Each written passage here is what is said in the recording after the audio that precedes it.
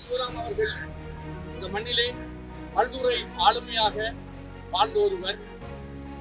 அவர் ஒரு சிறந்த இலக்கியவாதியாகவும் அதே போன்று ஊடகத்துறையில் சிறந்த ஊடகவியலாளராகவும் மற்றும் இன்னும் நமது தமிழீழ விடுதலை போராட்டத்திற்காக பல்கலைக்கழக படிப்பையை விட்டுவிட்டு உரம் சேர்த்த ஒரு முன்னணி போராளியாகவும் விளங்கிய ஒருவர். சிவராமன் அவர்கள் அரணிக்கு இன்றைக்கு 2 தசாப்தங்கள் கடந்து இன்னும் நீதி கிடைக்கும். இந்த மண்ணிலே ஏற்கனவே பேசியவர்களுக்கு பல ஊடகவியலாளர்கள் படுகொலைக்கு உட்படுத்தப்பட்ட மண்ணாங்கை. இனிவரும் காலங்களிலும் இந்த சம்பவம் தொடர்கதையாக இருக்கக்கூடாது. அரசாங்கம் பல விடயங்களுக்கு ஆணைக்குழுக்களை நியமிக்கிறார்கள், பல முக்கிய குழுக்களை நியமிக்கிறார்கள். ஆனால் நடந்து வந்த அரசாங்கம், தற்போதைய அரசாங்கம் கூட படுகொலை செய்யப்பட்ட ஊடகவியலாளர்கள் அல்லது கடத்தப்பட்ட ஊடகவியலாளர்களுக்கு, காணாமல் செய்யப்பட்ட ஊடகவியலாளர்களுக்கு இதுவரை நீதிக்காக வேண்டி குரல் கொடுக்கிறார்கள் அல்லது நீதியை பெற்றுக் கொடுப்பதற்குரிய எந்த குழுக்களும் அமைக்கப்படவில்லை.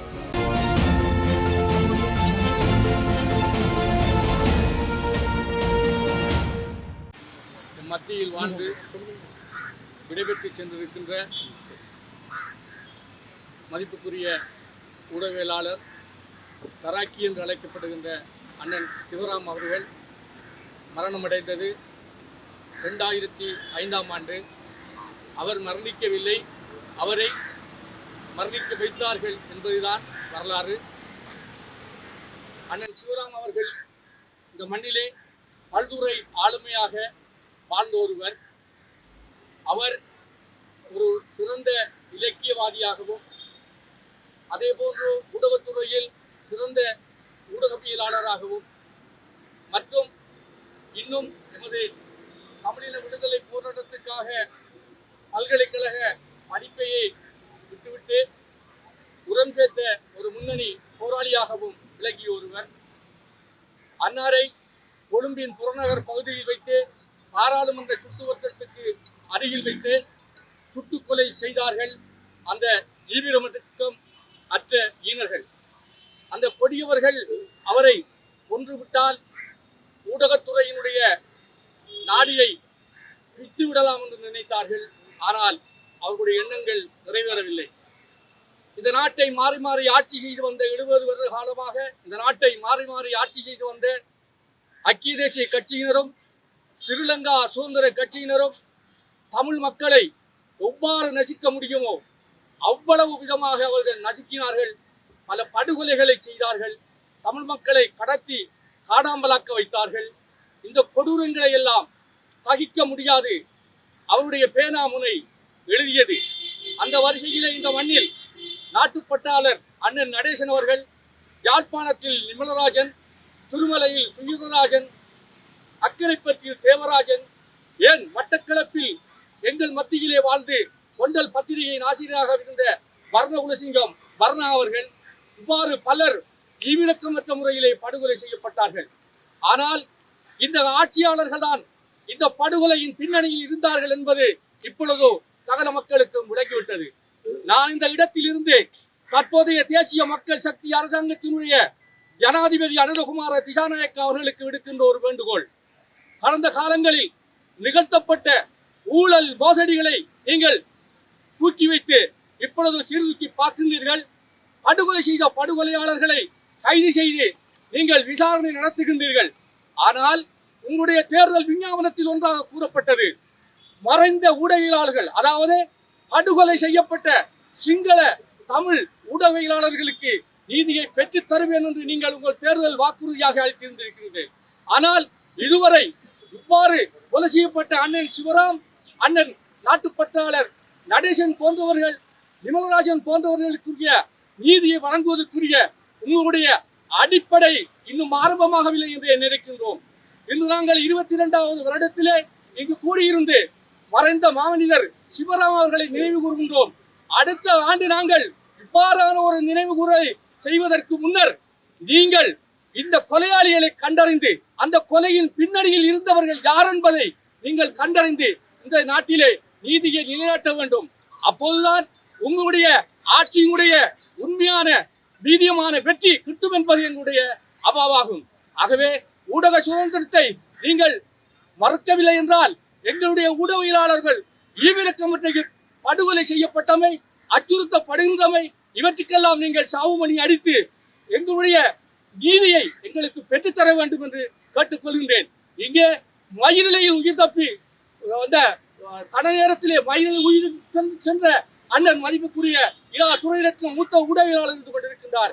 அவர் கூட அந்த துப்பாக்கி முனையில் ஒரு நொடிப்பொழில் தான் தப்பித்து சுவிஸ் நாட்டுக்கு சென்றவர் என்பதை நான் நினைவு கூர்ந்தோம். ஆகவே கௌரவ மதிப்புக்குரிய ஜனாதிபதி அவர்களுக்கு இந்த ஊடக சமூகத்தின் சார்பில் மீண்டும் மீண்டுமாக விடுக்கின்ற வேண்டுகோள், அடுத்த முறை சிவராம், நடேசன், நிர்மலராஜன், சுந்தரராஜன், தேவராஜன் வாறு நீண்டு செல்கின்ற இந்த பட்டியலுக்கான கொலையாளிகளை நீங்கள் கண்டறிந்து நீங்கள் நீதியின் முன்னிற்க வேண்டும். சட்டவாட்சியை நீங்கள் செய்ய வேண்டும் என்பதை கேட்டுக்கொள்கின்றேன்.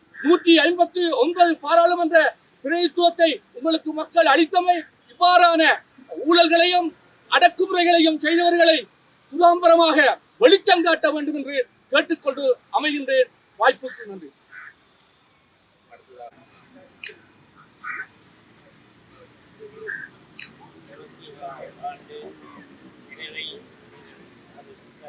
ஏற்பாடுகளை செய்த உங்களுக்கு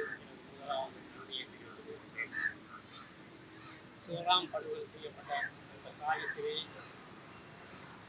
இவ்வாறான நிகழ்வுகளை செய்வதற்கு கூட முடியாத அசாதாரண சூழ்நிலை நிலவியது.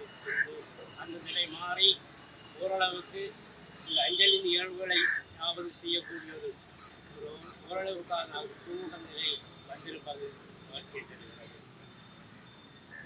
சிவராம் உங்களை போன்ற இளைஞர்கள் ஊடகத்துறைக்கு வர வேண்டும் என்று விரும்பியவர், அவர்களுக்கான வாய்ப்பு வசதிகளை ஏற்படுத்தி கொடுத்தவர்.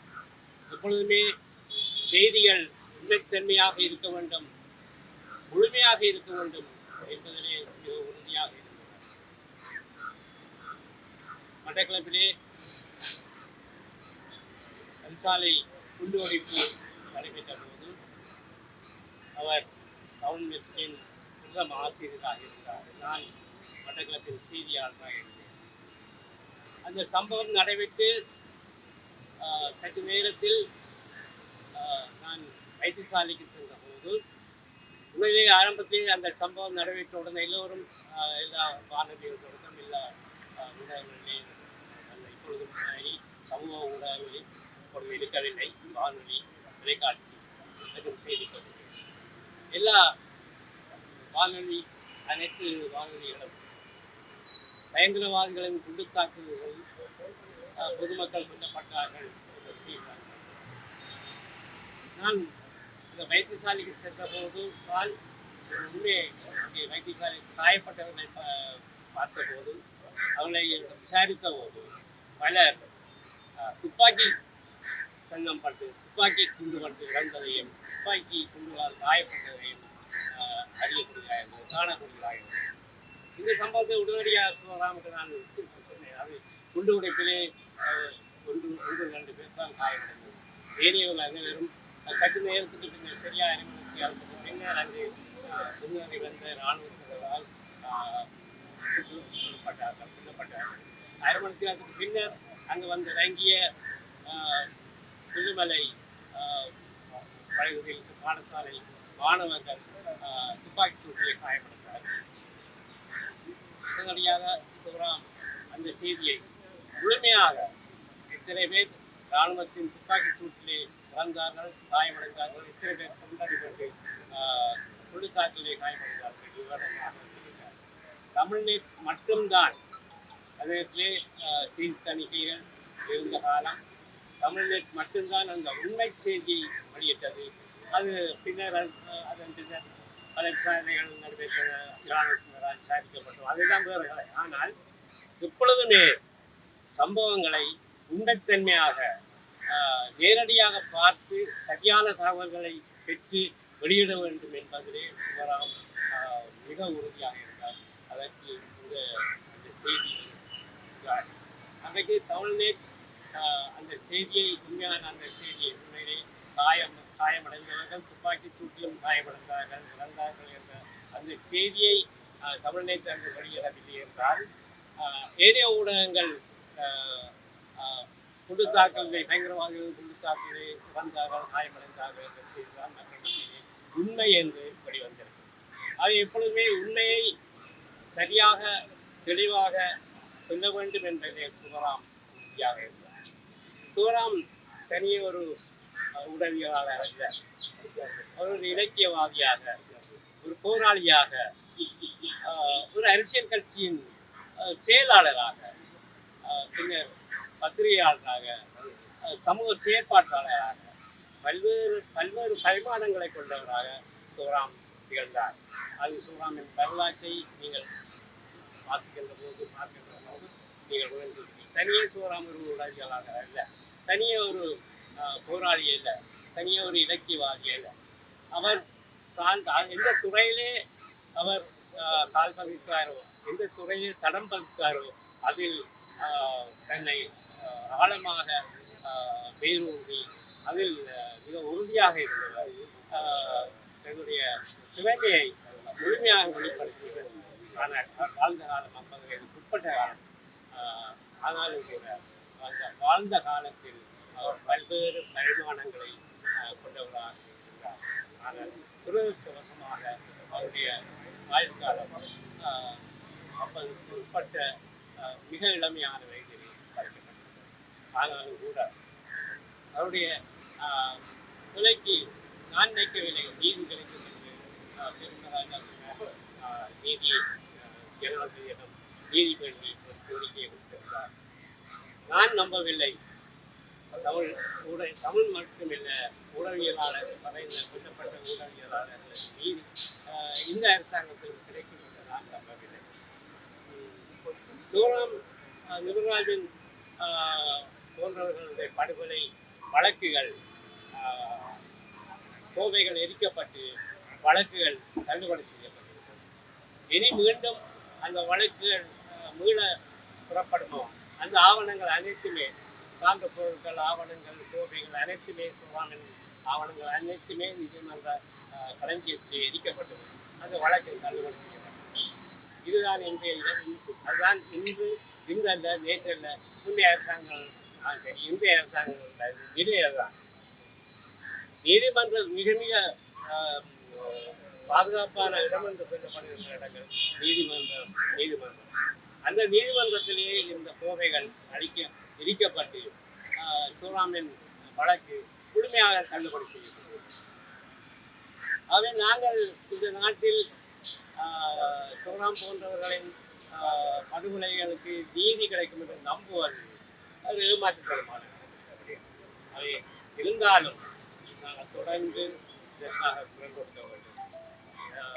இளைஞர்களாகிய நீங்கள் சிவராம் என்று இருந்திருந்தால் மிக்க மகிழ்ச்சி அடைந்திருப்பார்.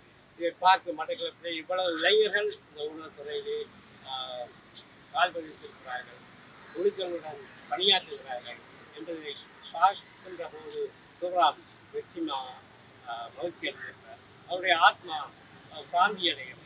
அவர் எப்பொழுதுமே இளைஞர்கள் இந்த துறைக்கு பெற வேண்டும், அதுவும் அந்த துறையிலே ஆளுமை மிக்கவர்களாக தங்களை வளர்த்துக் கொள்ளக்கூடியவர்களாக இருக்க வேண்டும் என்பதிலே உறுதியாக இருந்தார்.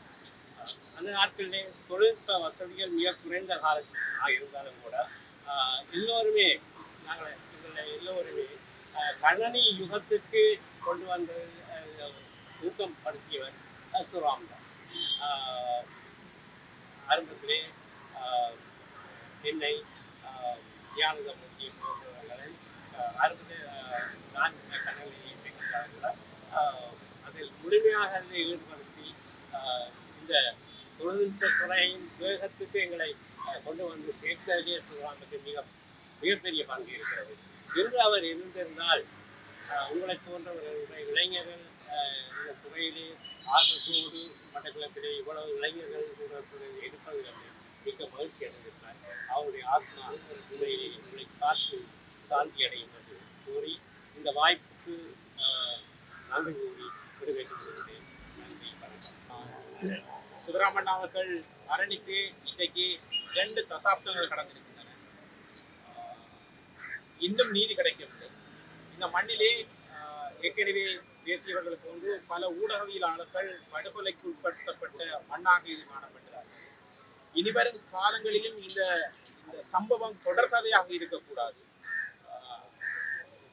அரசாங்கம் பல விடயங்களுக்கு ஆணைக்குழுக்களை நியமிக்கின்றார்கள், பல பிரத்யேக குழுக்களை நியமிக்கின்றார்கள்.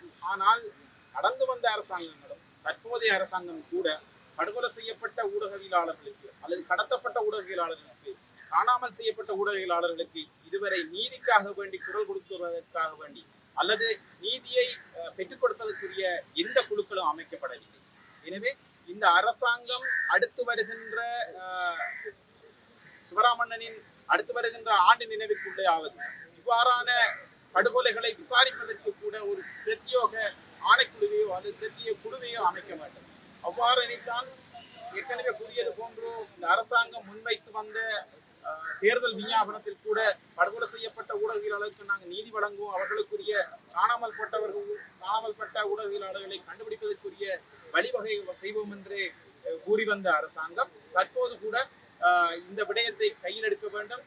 இல்லையே தொடர்ச்சியாக இவ்வாறான சம்பவங்கள் இந்த மண்ணிலே அரங்கேறும் என்பதில் எங்களுக்கும் சந்தேகம் இருக்கின்றது.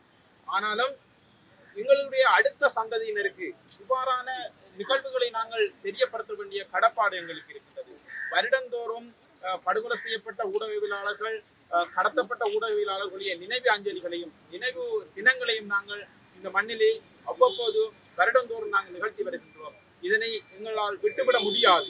ஏனெனில் அடுத்து வருகின்ற சந்ததியினருக்கு இந்த மண்ணிலே இவ்வாறாக பேனாமனை தூக்கிய போராளிகளுக்கு கொலை சம்பவங்கள் நடந்தேறி இருக்கின்றன. பேனாமனை எழுத்துக்களை சகித்துக் கொள்ளாத ஆயுததாரிகள் அவர்களை சுட்டு வீழ்த்தி வீதியிலே வீசிவிட்டு சென்றிருக்கிற சம்பவங்கள் நிகழ்ந்து இருக்கின்றன என்பதை நாங்கள் காட்ட வேண்டிய கடப்பாடு இருக்கின்றது. ஆகவே ஊடகவியலாளர்களாக சேர்ந்து நாங்கள் இவ்வாறு வருடந்தோறும் அல்லது அவ்வப்போது வீதியிலே இறங்கி போராடி வருகின்றோம், நினைவஞ்சலிகளை நிகழ்த்தி வருகின்றோம். இவ்வாறான நிகழ்வுகளை நாங்கள் அடுத்த சந்ததிக்கு எத்தி வைக்கின்றோம். இந்த படுகொலை செய்யப்பட்ட, கடத்தப்பட்ட, காணாமலாக்கப்பட்ட ஊடகவியலாளர்கள், சிவராமண்ணம் போன்றவர்களுக்குரிய நீதியை பெற்றுக் கொடுப்பதற்கு இந்த அரசாங்கம் முன்வர வேண்டும் என்ற கோரிக்கையை நாங்கள் முன்வைத்து இந்த நிகழ்விலே கலந்து கொண்ட அனைத்து ஊடகவியலாளர்கள், சிவில் சமூக செயற்பாட்டாளர்கள் அனைவருக்கும் நன்றி கூறி முடிக்கின்றோம். நன்றி.